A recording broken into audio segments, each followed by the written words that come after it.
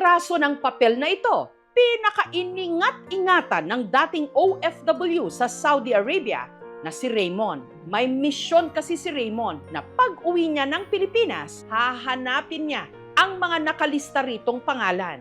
Pero wala silang utang o atraso kay Raymond. Sila ang mga batang nakilala ni Raymond nung nagsasagawa siya ng charity work kasama ang kanyang mga kaibigan sa mga bahay ampunan higit 1 dekada na ang nakararaan.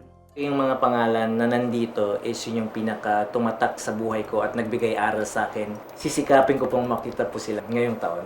Pero sa lahat ng mga ito, ang isa raw sa pinakasabik niyang makita ang batang pang-5 sa listahan, si Adam. Every time na papasok ako sa gate, nakaabang lagi si Adam. Boy at brother, sana balik ko pamilya. Nakangiti. Ngunit ang ampunan kung saan niya noon binibisita si Adam, sarado na. Sa pag-asang mahanap pa ito, nanawagan si Raymond sa social media. Hinahanap ko po ang batang nagngangalang Adam. Kung nakikilala niyo po siya, mangyari lamang po na i-message niyo po ako sa aking page. Meron kayang tumalima?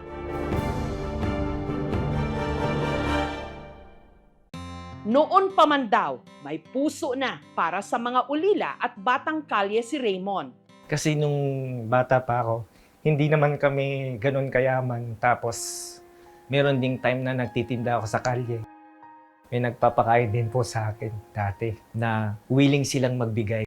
Nung working student pa siya, iniipon daw niya ang kanyang baon para makapag-organisa ng mga outreach program. Pumunta po kami ng Paseco Tondo, nagpakain po kami doon, tsaka nagbigay ng school supplies. Kapag may nagparamdam sa kanila ng pagmamahal, pwede nilang gawin din yun sa kapwa nila. Pero ang hindi raw niya malilimutan, ang batang nakilala niya sa Tahanan ng Pagmamahal Incorporated sa Quezon City noong 2011, si Adam. Siya yung unang-unang tatakbo sa'yo. Hahag agad siya, tapos nangangamusta pa siya. Kuya, ang tagal mong bumalik dito, kailan yung party natin? Boy at brother, sana balik ko pamilya. Kala natin may natutunan yung mga bata sa atin, pero tayo pala minsan yung may matututunan sa kanila. Tinanong ko, ano bang gusto mong maging paglaki mo? Sabi niya, gusto ko pong makapagtapos ng pag-aaral. Darating po yung panahon na babalik ako sa kagaya nitong institusyon, tas tutulong naman ako. Yun, natandaan ko yun.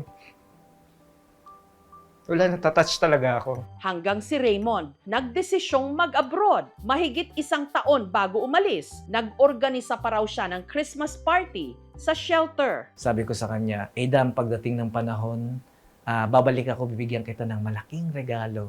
Kaso, unfortunately, nag-abroad. Hindi ko na alam yung naging storya niya. Sa Saudi, kung ano-anong trabaho raw ang pinasok ni Raymond. Yung huling trabaho ko po is head receptionist. Kala ko 2 years lang po ako. Hanggang sa nadire-diretso na. Habang nasa abroad, inilista niya ang mga batang hahanapin niya kapag siya'y makakauwi ng Pilipinas. Matapos ang mahigit 1 dekadang pagbabanat ng buto sa Saudi, na ipatayo ni Raymond ang kanyang dream house sa Pilipinas. Nakapag-ipon din siya. Kaya nito lang Disyembre, umuwi na siya. Una kong hinanap yung 2 bata na na-meet ko sa Binondo, Manila. Nabalikan ko rin siya noong January, nakita-kita kami. And then yung pangalawang storya naman is about kay Joshua and Benedict. Pumunta po ako ng Bicol para hanapin lang sila. Nag-reunion po kami after 14 years.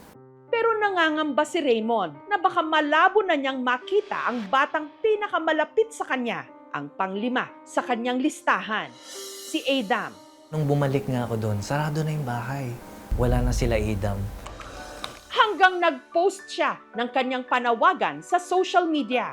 Ang post ni Raymond nag-viral at ng araw ring yon, may tumalima sa kanyang panawagan. Namukaan agad siya kahit 15 years na. Yung mga classmate niya, nag-message sa akin na wala na po siya sa ampunan. Then pina-screenshot ko yung picture niya. Then sabi ko, siya na to. Kasi may nunal siya. Kaya dali-dali, minessage ko siya sa Facebook niya.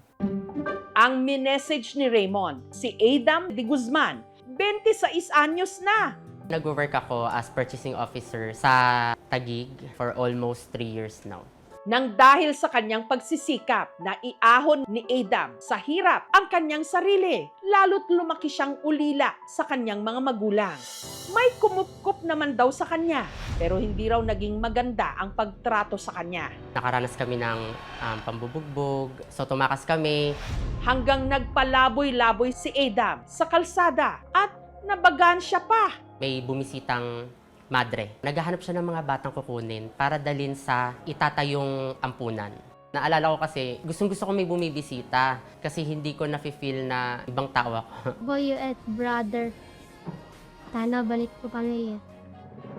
Sa tulong ng shelter, nakapagtapos siya ng elementary. Aral kami sa formal school. Naging malawak din naman yung mundo namin, hindi lang yung bahay ampunan. Doon, nakilala raw niya ang isang staff ng shelter na itinuring niyang ina, si Jenaline. Mahilig po siyang yumakap. Kaya siguro napalapit niya ang loob ko sa kanya. Dati kasi tita yung tawag niya sa akin, naging mami na. Doon kami nagkaroon ng closeness. Kahit na sabi nating wala akong anak, siya yung binigay na blessing sa akin. Tunurong ko siya ng hindi iba.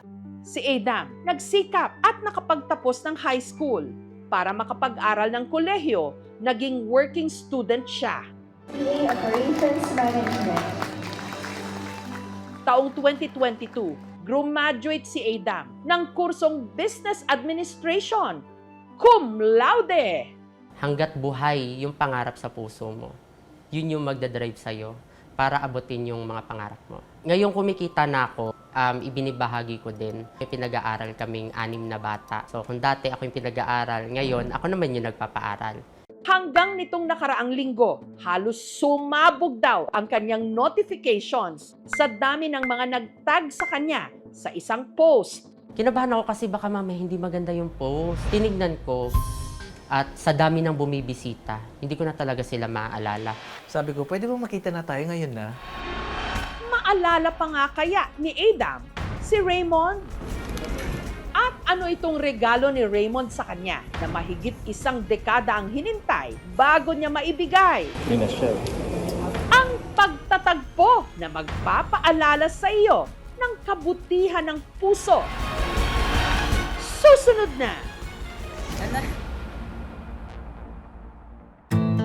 Noong umuwi ng Pilipinas ang dating OFW sa Saudi Arabia na si Raymond, isa sa kanyang misyon, mahanap ang mga batang nakilala niya sa ampunan na nasa kanyang listahan. Mahigit 1 dekada na ang nakararaan.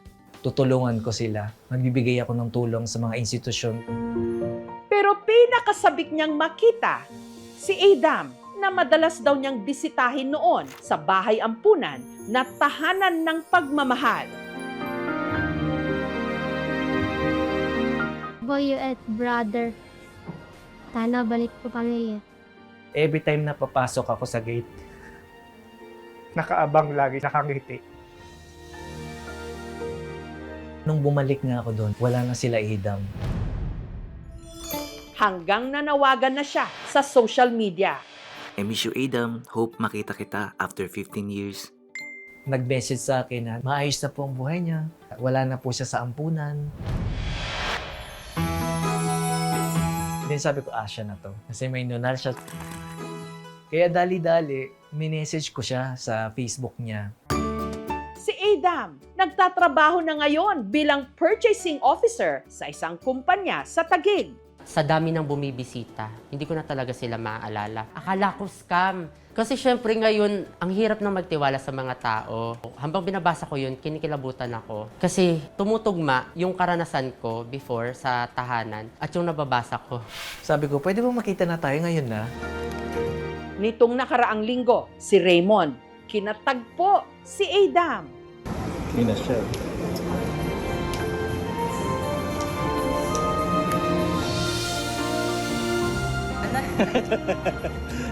Ang laki mo na. Ang laki niya na. Yay! Nung nakita ko siya, gulat na gulat ako. Sobrang laki ng pagbabago. Magaling magsalita. Pala-smile pa din. At tinupad ni Raymond ang pangako niya kay Adam. mahigit 1 dekada na ang nakararaan. Tinupad ko yung pangako ko na bibigyan ko siya ng regalo. Masayang masaya ako sa naging part ng buhay niya. Naging maayos yung kapalaran para sa kanya. Gusto ko na rin makita kung ano yung nasa loob. Ito na siya, guys. Masayang masaya ako, Kuya Raymond. Thank you so much sa pagbigay sa akin nito. This is sentimental for me. Nitong nakaraang Sabado naman, nakipagkita si Raymond sa isa pa sa mga bata na nasa kanyang listahan, si Buboy, para mag-outing. Siyempre, kasama sa gala si Adam. Iba po pala yung pakiramdam na kahit magkaiba yung kwento nila, ay ngayon ay magkasama na sila sa iba't ibang dinaanan nila sa buhay. Ngayon, nakakatulong na rin sila sa mga kagaya nila before. Hindi lahat nabibigyan ng pagkakataong lumaki sa sariling pamilya. Pero minsan, may taong nakatakdang dumaan sa buhay mo na siya ring magpapabago ng iyong landas para muli kang maniwala na meron kang uuwian. Ang laki niya na! Yay! Thank you for watching, mga kapuso. Kung nagustuhan niyo po ang videong ito, subscribe na sa GMA Public Affairs YouTube channel. And don't forget to hit the bell button for our latest updates.